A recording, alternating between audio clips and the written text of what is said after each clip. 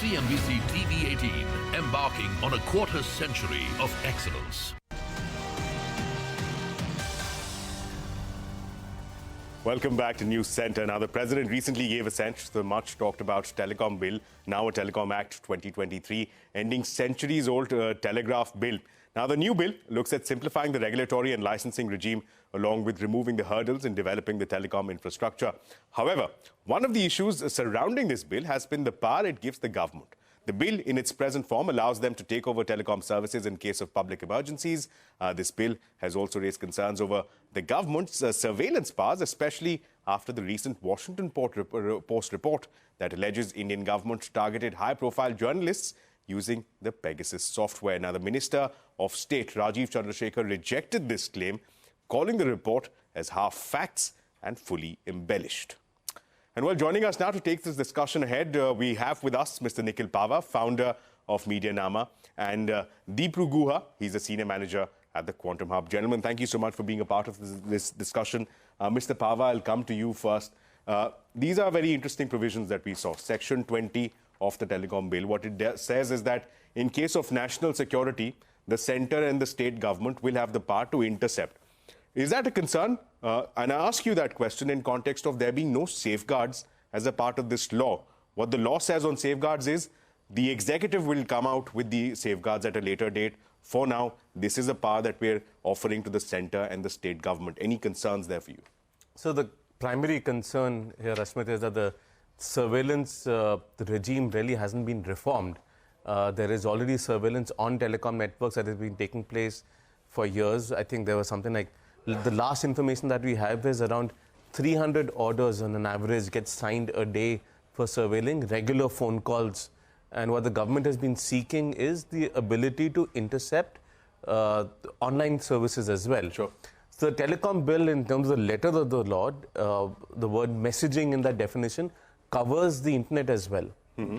But they have not, but the ministers come out and said that it does not cover the internet. Mm-hmm. So we have to take his word for it for now. But it doesn't mean that the law doesn't give the powers to the government to do it. So then, the real threat here is what happens to end-to-end encrypted software like WhatsApp, Signal, which are used for private communications between people. Sure. Because the government's been seeking access to those for interception as well. Sure. And, the Washington Post story, what it covers is essentially the government trying to bypass regulations, etc., go straight to the device and essentially hack into devices to be able to spy on people. Now, Sure. while the government is not, it's not known whether the government has done it or not, let's be very clear, they haven't denied using Pegasus in the past, they haven't denied using surveillance software now. And even in the Supreme Court, they've not denied it. So, in that sense, we don't know what we don't know, Sure. and they're not telling us. They're not telling us. Mr. Guha, let me come across to you. This has been one of the major complaints that has come to light, that there is no data available with respect to interception orders that are being passed by the government. There was no provision previously, and now even with the telecom bill, there is no provision for any form of data or accountability or indication in terms of the number of interception orders being passed. So who is watching the government while the government watches us? That's some concern that has been expressed by some members of civil society. Mr. Guha, how big of a concern is that for you? Thanks, Ashmit. So to answer your question on who is watching the government, well, firstly, the government itself is watching itself because there's a review committee that's supposed to be put together as per the the interception rules and the blocking rules. So in that regard, it's a sort of self-checking mechanism that the government has, which has been kind of forced by the Supreme Court through its orders. Going to the current telecommunication bill, though, it again leaves it to delegated legislation to have these safeguards in place. Now, while that is fine, the executive can decide what these safeguards are. I think it would have been good for some sort of guidelines to be provided in the law in itself, because any delegated legislation should have guidelines from the Parent Act. And that's how the executive then knows how to sort of come up with the rules with respect to safeguards when it comes to interception, blocking, etc. Sure. Let me take that across to Mr. Pahwa. Mr. Pahwa, again, the one question that we raised in the first time, I just want to get some color on that, is with respect to the need for safeguards. We don't have them in law. The government's position is that, look, we're looking for a principle-based framework. We don't want to tie the executive down with hard-coded rules. We want to have that flexibility. Is that a rationale that you would want to accept with respect to safeguards? I think the Supreme Court had very clearly suggested that said that there should be proportionality in the way surveillance takes place. So there is no proportionality in place right now. I'm not sure whether rules will cover that. For example, at what level do you need to have permission to really listen to calls versus only get metadata or call data records, right?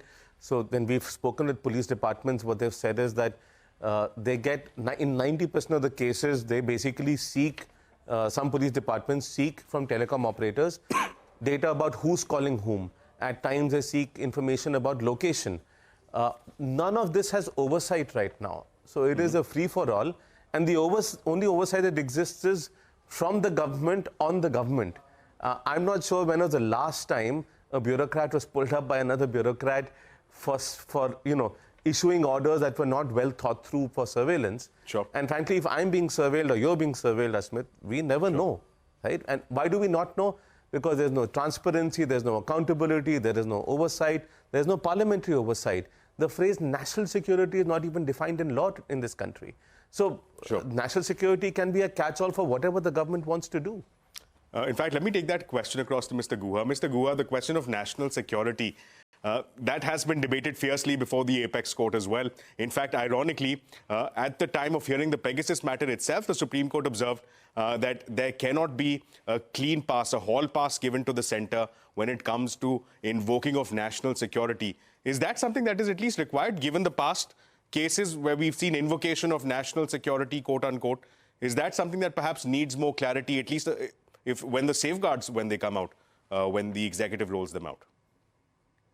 Yes, if the term national security is used, it should be defined, and it should be defined in a manner that is more granular than it has been before. However, currently, as the Act stands, there are terms like public order, sovereignty, integrity of India, and there's a whole bunch of terms like that which emanate out of Article 19 that are being used that possibly could do with some sort of judicial interpretation. I understand that defining such terms in delegated legislation is difficult, but I think for this, the reliance may have to go to the courts to have clearer definitions of such terms, so that when they are used for interception blocking, there's more clarity on those orders.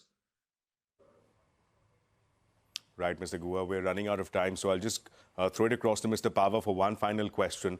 As far as the way forward is concerned for the telecom bill, when you look at these provisions, when you look at, there are some questions that are currently being raised, do you anticipate perhaps a legal challenge? Do you see that coming in the days to come, that perhaps we'll see a PIL being filed, which raises questions on the interplay between privacy on one hand and the government's right to intercept? So I think there's already a case in play right now. The Pegasus case, which the Supreme Court hasn't really moved on in the last 1 year. There was a committee report, there was an investigation that was done, and that was more of a technical investigation, but really you need to follow the money. Has the government got a MOU with the Israeli government to take software from the NSO organization that provides the Pegasus surveillance tool? Are there government resources that are being allocated to that? The Supreme Court has an opportunity to ring-fence surveillance, to actually take the next step from the right to privacy judgment, because unless there's surveillance reform, I think the right to privacy judgment is less meaningful than it can be or it is meant to be.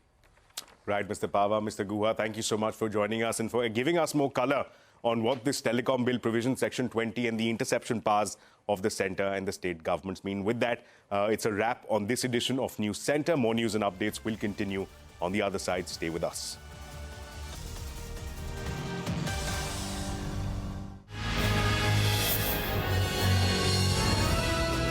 CNBC-TV18, embarking on a quarter-century of... For more news and updates, all you need to do is follow CNBC-TV18 on all of our digital platforms.